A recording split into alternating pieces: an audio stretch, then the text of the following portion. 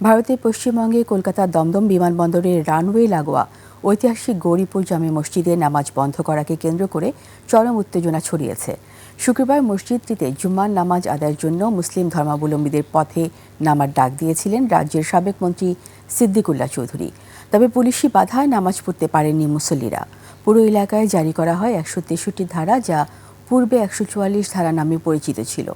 তাফসির ফিজা রিপোর্ট।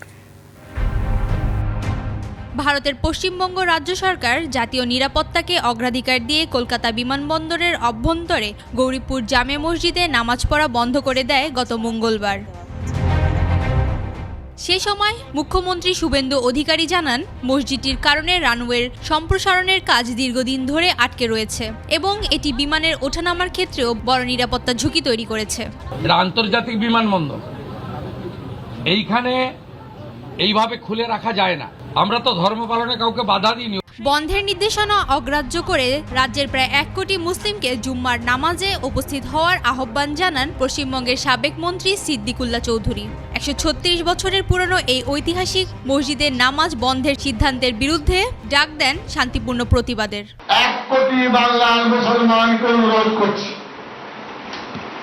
যদি মসজিদ জোর করে ভাঙে, বাংলার ৪ কোটি মুসলমান প্রতিবাদ করবে। মূলত এই প্রতিবাদী জামায়াত ডাকতে শুক্রবার সকাল থেকে নিরাপত্তার চাদরে মুড়ে ফেলা হয় বিমানবন্দর সংলগ্ন এলাকা।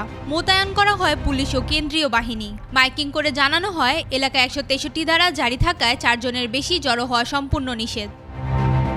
দমদম বিমানবন্দরের দ্বিতীয় রানওয়ে থেকে এই মসজিদের দূরত্ব মাত্র ১৬৫ মিটার। তবে আন্তর্জাতিক বিমান চলাচল সুরক্ষা বিধি অনুযায়ী রানওয়ে থেকে যে কোনো কাঠামোর ন্যূনতম দূরত্ব ২৪০ মিটার হতে হবে।